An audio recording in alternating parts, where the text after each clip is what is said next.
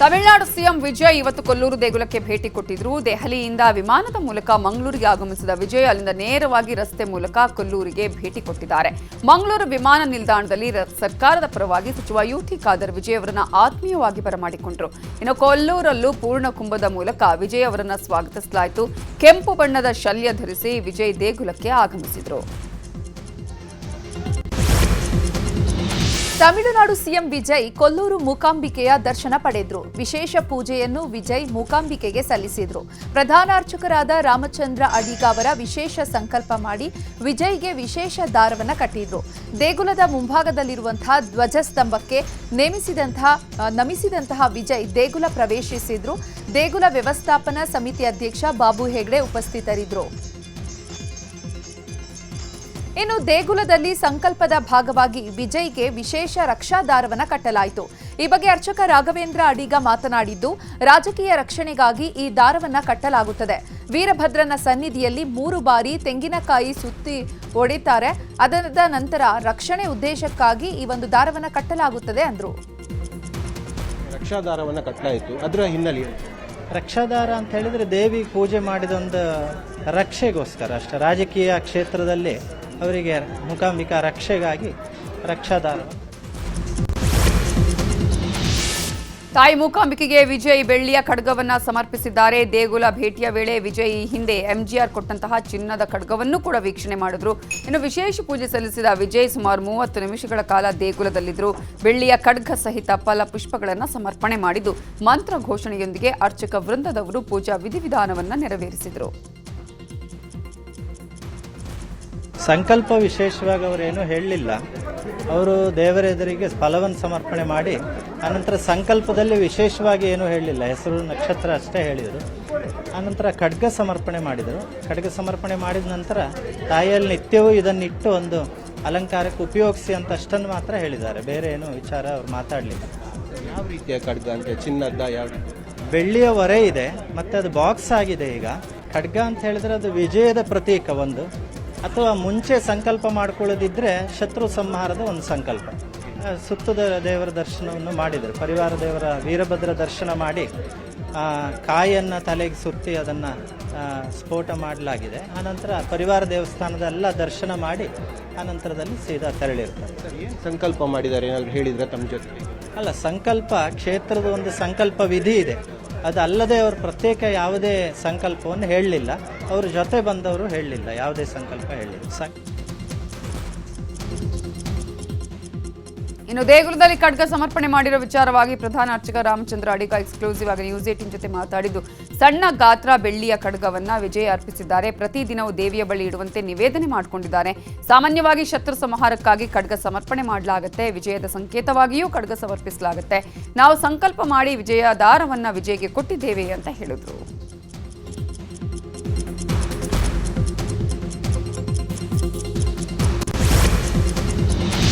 ದೇಗುಲದಿಂದ ನಿರ್ಗಮನದ ವೇಳೆ ವಿಜಯ್ ನಡೆ ನಿಗೂಢವಾಗಿತ್ತು. ಡ್ರೈವರ್ ಅನ್ನ ಬಿಟ್ಟು ತಾವೇ ಸ್ವತಃ ಕಾರ್ ಡ್ರೈವ್ ಮಾಡಿಕೊಂಡು ತೆರಳಿದ್ದು ವಿಶೇಷವಾಗಿತ್ತು. ದೇವಿಗೆ ಕೈ ಮುಗಿದ ಬಳಿಕ ವಿಜಯ್ ತಮ್ಮ ಕಾರ್ನಲ್ಲಿ ನಿರ್ಗಮಿಸಿದ್ದು, ದೇಗುಲದ ಆವರಣದಿಂದ ತಾವೇ ಕಾರ್ ಡ್ರೈವ್ ಮಾಡಿಕೊಂಡು ತೆರಳಿದ್ದಾರೆ.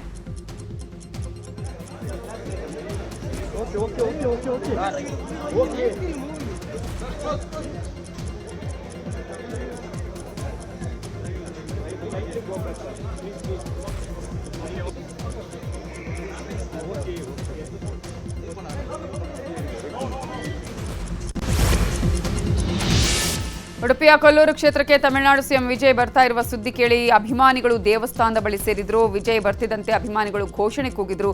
ಜೊತೆಗೆ ವಿಜಯ್ ನೋಡೋದಕ್ಕೆ ಮುಗಿಬಿದ್ರು.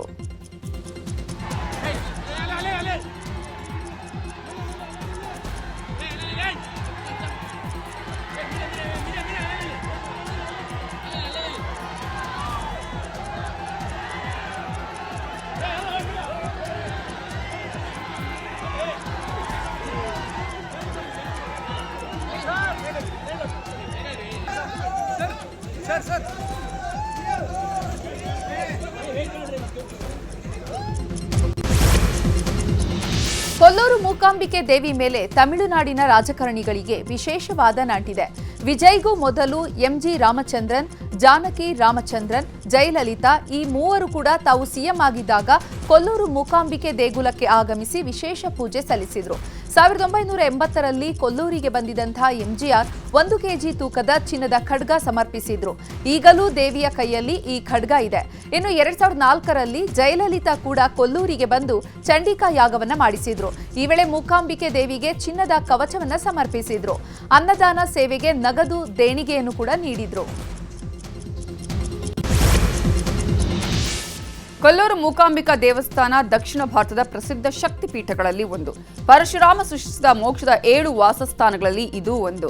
ಕಲೆ, ಜ್ಞಾನ ಮತ್ತು ವಾಗ್ದೇವಿಯ ಆರಾಧನಾ ಕೇಂದ್ರ ಅಂತಾನೆ ಖ್ಯಾತಿ ಪಡೆದಿದೆ. ಮೂಕಾಂಬಿಕಾ ದೇವಿಯನ್ನ ಮಾತು ಮತ್ತು ಅಕ್ಷರಗಳ ದೇವತೆ ಅಂತ ಕರೆಯಲಾಗುತ್ತೆ. ದೇವಿಯ ವಿಗ್ರಹವನ್ನ ಚಿನ್ನ, ಬೆಳ್ಳಿ, ತಾಮ್ರ, ಕಬ್ಬಿಣ ಮತ್ತು ಸೀಸ ಬಳಸಿ ನಿರ್ಮಾಣ ಮಾಡಲಾಗಿದೆ. ಆದಿಶಂಕರಾಚಾರ್ಯ ಪ್ರತಿಷ್ಠಾಪಿತ ದೇಗುಲ ಅನ್ನುವ ನಂಬಿಕೆ ಇದೆ. ಕೊಲ್ಲೂರು ಮೂಕಾಂಬಿಕಾ ಕ್ಷೇತ್ರಕ್ಕೆ ಸುಮಾರು 1200 ವರ್ಷಗಳ ಇತಿಹಾಸವೂ ಇದೆ.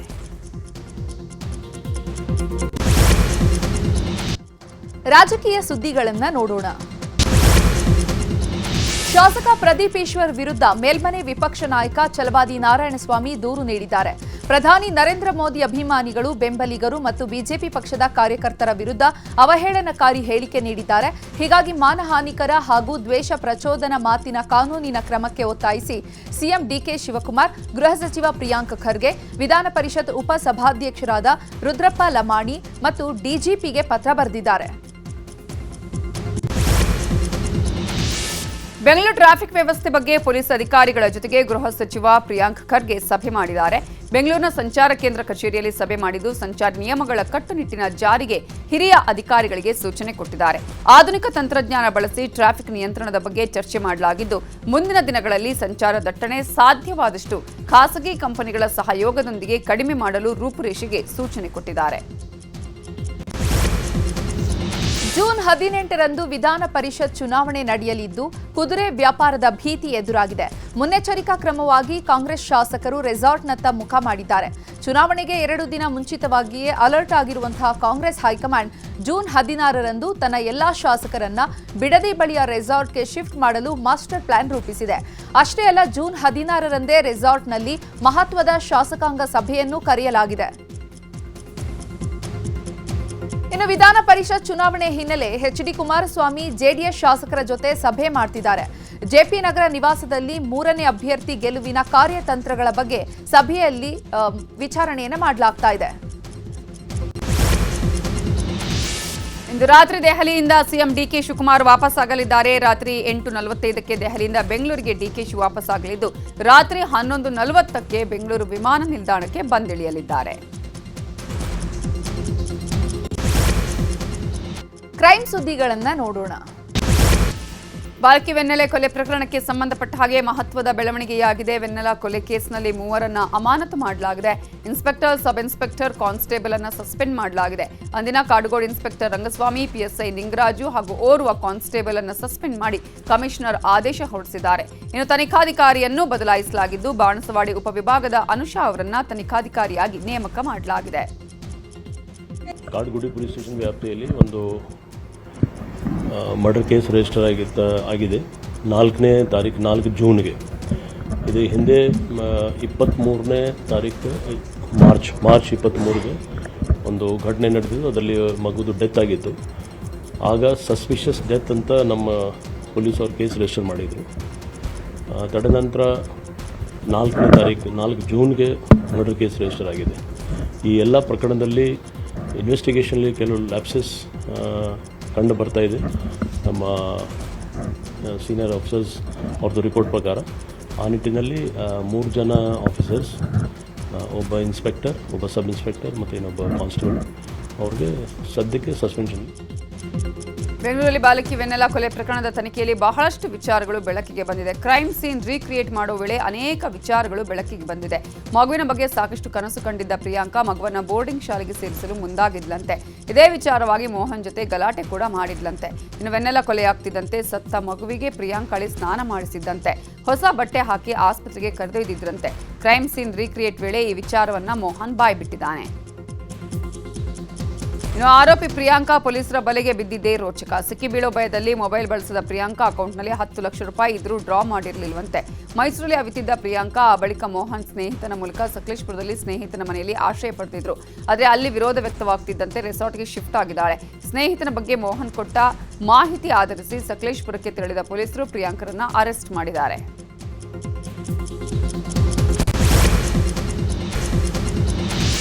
ಜೈಲಿನ ಪರಪ್ಪನ ಅಗ್ರಹಾರ ಜೈಲಲ್ಲಿ ಶಂಕಿತ ಉಗ್ರನ ಸಾವನ್ನಪ್ಪಿದ್ದಾನೆ. 60 ವರ್ಷದ ಶಂಕಿತ ಉಗ್ರ ಅಬ್ದುಲ್ ಖಾದರ್ 2008ರ ಮಡಿವಾಳ ಸರಣಿ ಬಾಂಬ್ ಬ್ಲಾಸ್ಟ್ ಕೇಸಲ್ಲಿ ಆರೋಪಿಯಾಗಿದ್ದು 2010ರಿಂದಲೂ ಪರಪ್ಪನ ಅಗ್ರಹಾರ ಜೈಲಲ್ಲಿದ್ದ. ಇವತ್ತು ಬೆಳಗ್ಗೆ ಅಬ್ದುಲ್ ಖಾದರ್ ಆರೋಗ್ಯದಲ್ಲಿ ಏರುಪೇರಾಗಿದ್ದು ಜಯದೇವ ಆಸ್ಪತ್ರೆಗೆ ಕರೆದೊಯ್ಯಲಾಗ್ತಿತ್ತು. ಆದರೆ ಮಾರ್ಗ ಮಧ್ಯೆ ಹಾರ್ಟ್ ಅಟ್ಯಾಕ್ ಆಗಿ ಸಾವನ್ನಪ್ಪಿದ್ದಾನೆ.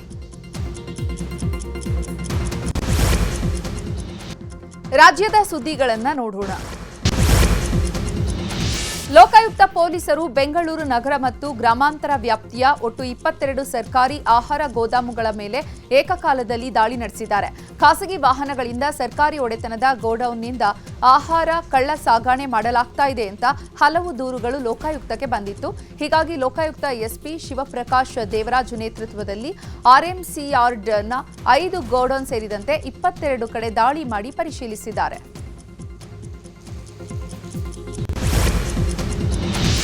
ಸಿಲಿಕಾನ್ ಸಿಟಿ ಬೆಂಗಳೂರಲ್ಲಿ ಮಳೆಯಾಗಿದೆ. ಸದಾಶಿವನಗರ, ಮಲ್ಲೇಶ್ವರಂ, ಹೆಬ್ಬಾಳ ಸೇರಿದಂತೆ ಅನೇಕ ಕಡೆ ಮಳೆಯಾಗಿದ್ದು ವಾಹನ ಸವಾರರು ಪರದಾಡಿದ್ದಾರೆ.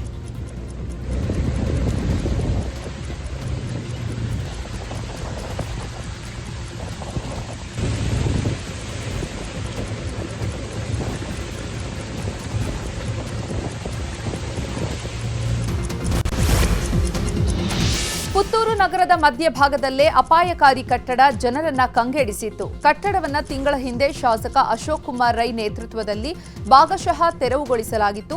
ಆದರೆ ಉಳಿದ ಕಟ್ಟಡ ತೆರವಿಗೆ ನ್ಯಾಯಾಲಯದಲ್ಲಿ ಯಥಾಸ್ಥಿತಿ ಕಾಯ್ದುಕೊಳ್ಳಲು ಸೂಚನೆ ನೀಡಲಾಗಿತ್ತು. ರಸ್ತೆಯ ಬದಿಗೆ ವಾಲಿ ನಿಂತಿದ್ರಿಂದ ಮತ್ತಷ್ಟು ಅಪಾಯಕಾರಿಯಾಗಿ ಕಟ್ಟಡ ಪರಿಣಮಿಸಿತ್ತು. ಈ ಬಗ್ಗೆ ನ್ಯೂಸ್ 18 ವರದಿ ಮಾಡಿದ ಬೆನ್ನಲ್ಲೇ ನಗರಸಭೆ ಅಧಿಕಾರಿಗಳು ಅಲರ್ಟ್ ಆಗಿದ್ದು ಅಪಾಯಕಾರಿ ಕಟ್ಟಡವನ್ನ ತೆರವುಗೊಳಿಸಿದ್ದಾರೆ.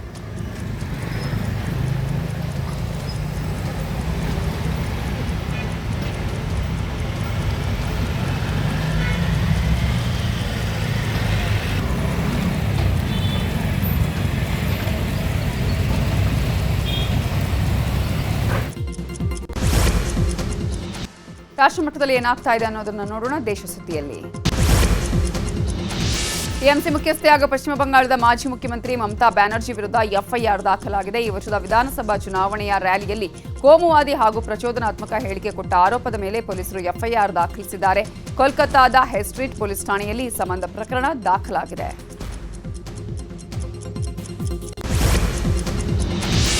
ತೃಣಮೂಲ ಕಾಂಗ್ರೆಸ್ನ ಬಂಡಾಯ ಸಂಸದರ ವಿರುದ್ಧ ಮಹುವಾ ಮೊಹತ್ರಿ ಮತ್ತೊಮ್ಮೆ ವಾಗ್ದಾಳಿ ನಡೆಸಿದ್ದಾರೆ. ಎಕ್ಸ್ನಲ್ಲಿ ಪೋಸ್ಟ್ ಮಾಡಿರುವಂತಹ ಮೊಹಿತ್ರಾ ಟಿಎಂಸಿಯ ದ್ರೋಹಿ ಶಾಸಕರು ಮತ್ತು ಸಂಸದರಿಗೆ ಕಾನೂನು ಗೊತ್ತಿಲ್ಲ. 2003ರ 91ನೇ ಸಂವಿಧಾನ ತಿದ್ದುಪಡಿಯು ಪ್ರತ್ಯೇಕ ಗುಂಪು ರಚಿಸುವ ಅವಕಾಶವನ್ನ ರದ್ದುಗೊಳಿಸಿದೆ. ಸಂಸದರ ಸಂಖ್ಯೆ ಮುಖ್ಯವಲ್ಲ. ಮೂಲ ರಾಜಕೀಯ ಪಕ್ಷದ 3/2 ಸದಸ್ಯರು ಮತ್ತೊಂದು ಪಕ್ಷದೊಂದಿಗೆ ವಿಲೀನಗೊಳ್ಳಬೇಕು.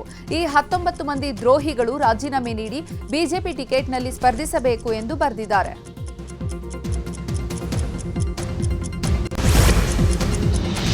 ಪ್ರಶ್ನೆ ಪತ್ರಿಕೆ ಸೋರಿಕೆಯಿಂದ ರದ್ದಾಗಿದ್ದ ನೀಟ್ ಯುಜಿ 2026ರ ಮರು ಪರೀಕ್ಷೆಯು ಜೂನ್ 21ರಂದು ನಡೆಯಲಿದೆ. ಎನ್ಟಿಎ ಅಧಿಕೃತ ಅಧಿಸೂಚನೆಯನ್ನ ಹೊರಡಿಸಿದೆ. ಈ ಬಾರಿ ಪರೀಕ್ಷೆ ಬರೆಯಲು ಅಭ್ಯರ್ಥಿಗಳಿಗೆ ಹೆಚ್ಚುವರಿಯಾಗಿ 15 ನಿಮಿಷ ನೀಡಲಾಗಿದೆ. ಜೂನ್ 14ರಂದು ಪ್ರವೇಶ ಪತ್ರ ಬಿಡುಗಡೆಯಾಗಲಿದೆ.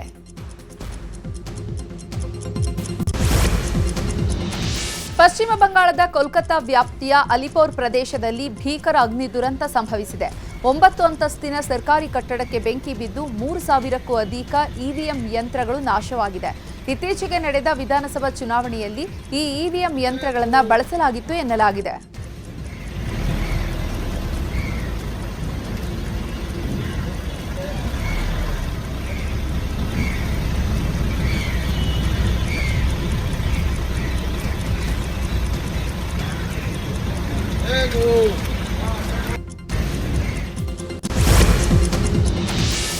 ಕೇರಳದಲ್ಲಿ ಶಿಗೆಲ್ಲಾ ಸೋಂಕಿನ ಪ್ರಕರಣಗಳು ಜಾಸ್ತಿ ಆಗ್ತಾ ಇವೆ. ವಯನಾಡ್ ಜಿಲ್ಲೆಯ ಶಾಲೆಯ ವಿದ್ಯಾರ್ಥಿಗಳಲ್ಲಿ 7 ಪ್ರಕರಣಗಳು ದೃಢಪಟ್ಟಿವೆ. ಒಟ್ಟು ಸೋಂಕಿತ ಮಕ್ಕಳ ಸಂಖ್ಯೆ 16ಕ್ಕೆ ತಲುಪಿದೆ ಅಂತ ಆರೋಗ್ಯ ಅಧಿಕಾರಿಗಳು ತಿಳಿಸಿದ್ದಾರೆ. ಹೀಗಾಗಿ ರೋಗ ಲಕ್ಷಣಗಳನ್ನು ಹೊಂದಿರುವ ಮಕ್ಕಳು ಇತರರೊಂದಿಗಿನ ಸಂಪರ್ಕವನ್ನು ಕಡಿಮೆ ಮಾಡಬೇಕು ಮತ್ತು ಮಕ್ಕಳಿಂದ ಇತರರಿಗೆ ಹಾಗೆಯೇ ವಯಸ್ಕರಿಗೆ ರೋಗ ಹರಡುವುದನ್ನು ತಡೆಯೋದಕ್ಕೆ ಅಗತ್ಯ ಮುನ್ನೆಚ್ಚರಿಕಾ ಕ್ರಮಗಳನ್ನು ತೆಗೆದುಕೊಳ್ಳಬೇಕು ಅನ್ನುವ ಸಲಹೆ ನೀಡಲಾಗಿದೆ.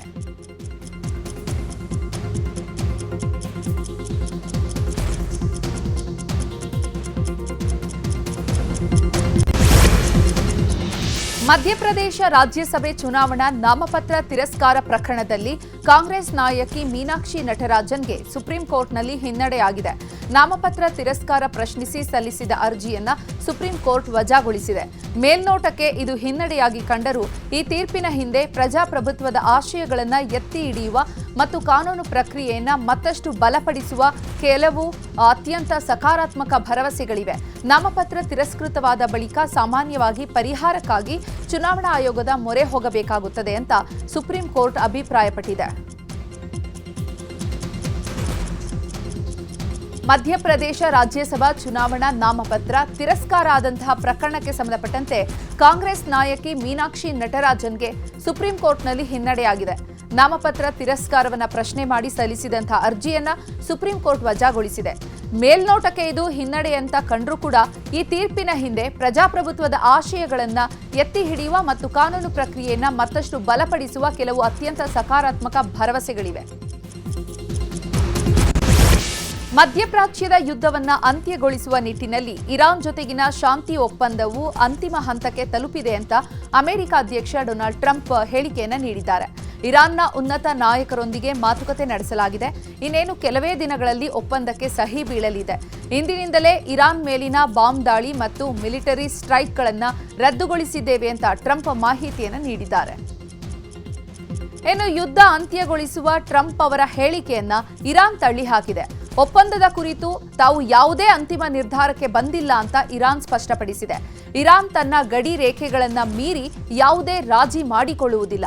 ಈ ಒಪ್ಪಂದದ ಕುರಿತು ಇನ್ನೂ ಯಾವುದೇ ಅಂತಿಮ ತೀರ್ಮಾನಕ್ಕೆ ಬಂದಿಲ್ಲ ಅಂತ ಇರಾನ್ ವಿದೇಶಾಂಗ ವಕ್ತಾರರಾದಂತಹ ಇಸ್ಮಾಯಿಲ್ ಬಘೇಯಿ ಹೇಳಿದ್ದಾರೆ. ಉಕ್ರೇನ್ ಮತ್ತು ರಷ್ಯಾ ನಡುವಿನ ಯುದ್ಧ ತೀವ್ರ ಸ್ವರೂಪವನ್ನು ಪಡೆದುಕೊಂಡಿದೆ. ಉಕ್ರೇನ್ ಸೇನೆಯು ರಷ್ಯಾದ ಪ್ರಮುಖ ಆರ್ಥಿಕ ಮೂಲಗಳನ್ನೇ ಗುರಿಯಾಗಿಸಿಕೊಂಡು ಅಟ್ಯಾಕ್ ಅನ್ನ ಮಾಡಿದೆ. ರಷ್ಯಾದ ನಿಜ್ನೆ ಕಾಮೆಕ್ಸ್ ನಗರದಲ್ಲಿರುವ ಬೃಹತ್ ತೈಲ ಘಟಕ ಟಾನೆಕೋ ಮೇಲೆ ಉಕ್ರೇನ್ ಡ್ರೋನ್ ದಾಳಿಯನ್ನ ಮಾಡಿ ನಾಶಗೊಳಿಸಿದೆ.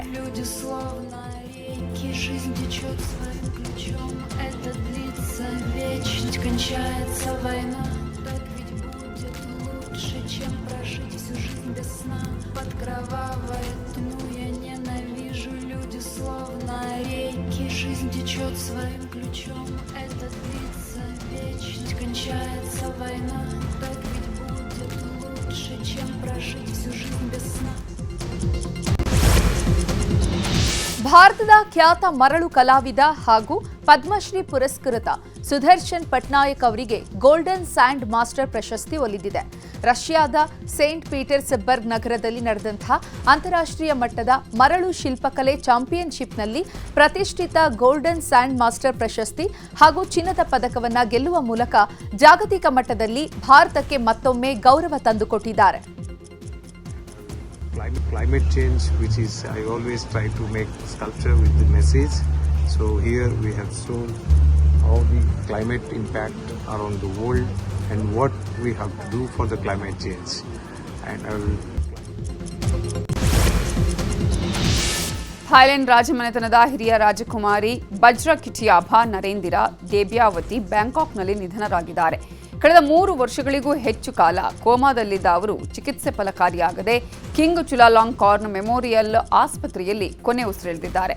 ರಾಜಕುಮಾರಿಯ ನಿಧನದ ವಾರ್ತೆಯ ಬೆನ್ನಲ್ಲೇ ಥಾಯ್ಲೆಂಡ್ ದೇಶದಾದ್ಯಂತ ತೀವ್ರ ಶೋಕ ಆವರಿಸಿದ್ದು, ರಾಜಮನೆತನದ ಮುಂದಿನ ಉತ್ತರಾಧಿಕಾರಿ ಯಾರು ಅನ್ನೋದರ ಬಗ್ಗೆ ಜಾಗತಿಕ ಮಟ್ಟದಲ್ಲಿ ಮುಂಚೂಣಿಯ ಚರ್ಚೆಯಲ್ಲಿದೆ.